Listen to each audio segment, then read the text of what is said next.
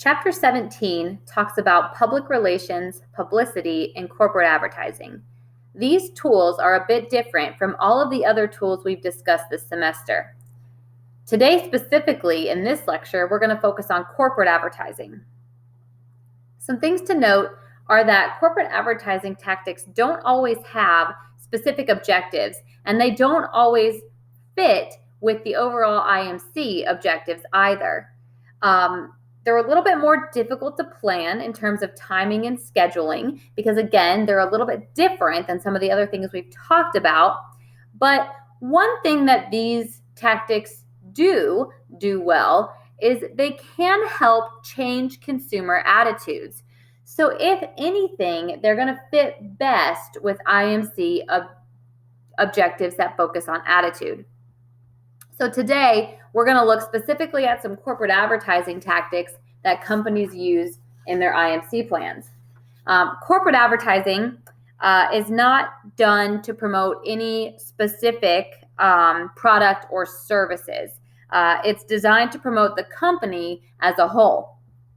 And when we're promoting the company as a whole, what we're trying to do is enhance the overall corporate image.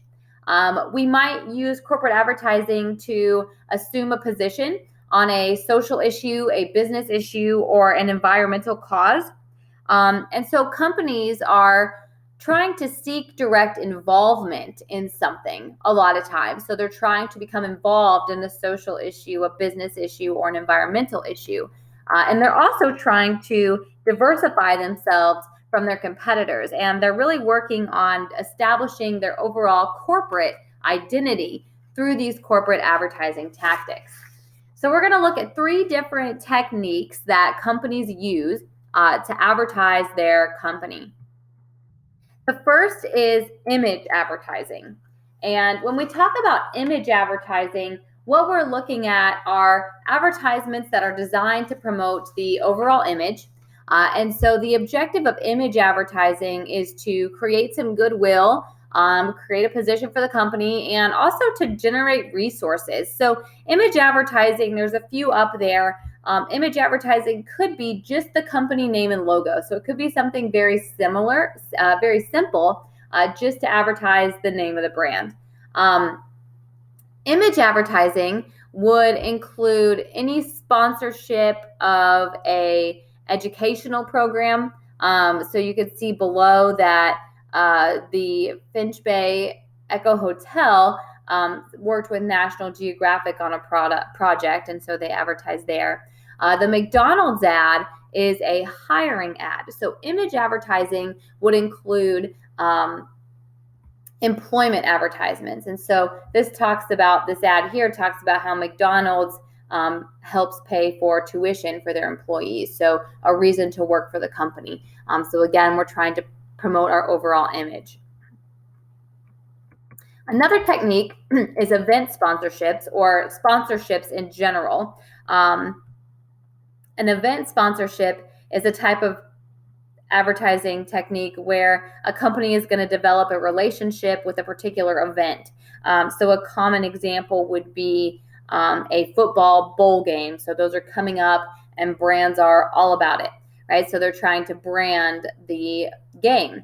And they do that because people can remember the name of the brand when it's tied to a large event. So we all have heard of the Belk Bowl. We've all heard of the All-State Sugar Bowl. There are bowls that are sponsored by brands. All of them are sponsored by brands. You can also, as a company, sponsor team apparel or equipment.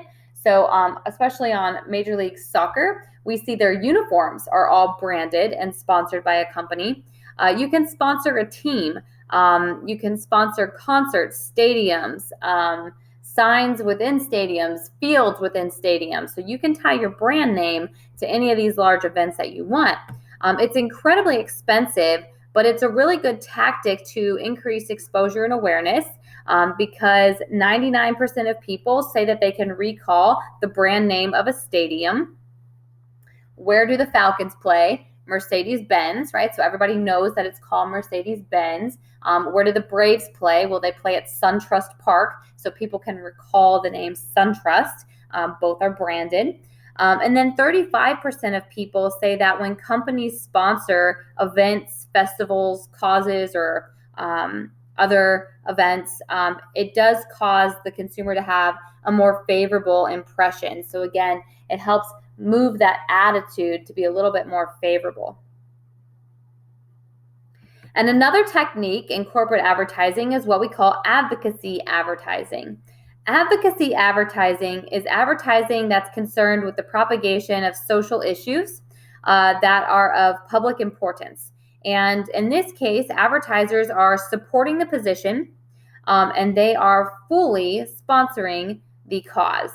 And when you are, you're still advertising your company, but advertising on an advocacy ad is a little bit more indirect because the company's adopting a position on an ad, and the primary reason they're running the advertisement is to support the issue. And so an example would be Budweiser's Don't Drink and Drive. And we watched this ad in class earlier this semester, and you can go back on YouTube and watch it again. But the whole ad is about don't drink and drive.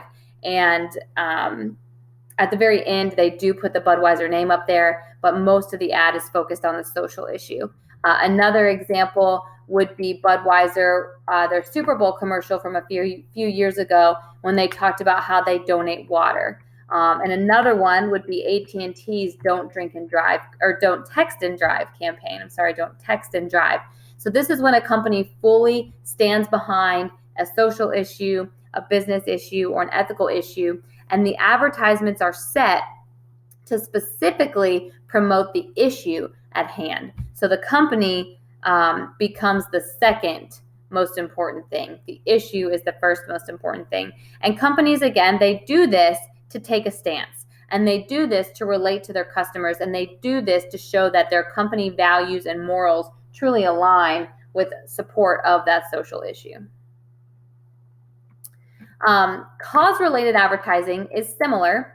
Cause-related advertising happens when companies link with charities or nonprofit organizations as contributing sponsors.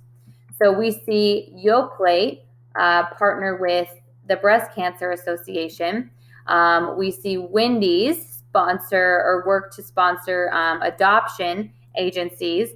And these are companies that associate themselves with a cause in an effort to raise money for the cause while increasing their profits. So this October 2018, there were over 320 companies that associated themselves with breast cancer, and they ran a cause-related advertising campaign in the month of October. And those cause-related advertising campaigns worked this way. If you come in and if you buy our product, we will donate a small portion of that purchase to breast cancer research. Right? So the company is working to increase their own sales by giving customers an opportunity to donate back to a cause that they might support. The question with cause-related advertising is, does the company really support the cause? Or are they looking for a way to connect with customers and increase sales? So advocacy advertising, companies do advocacy advertising because they truly believe in and truly support the cause, and it's connected to their corporate values.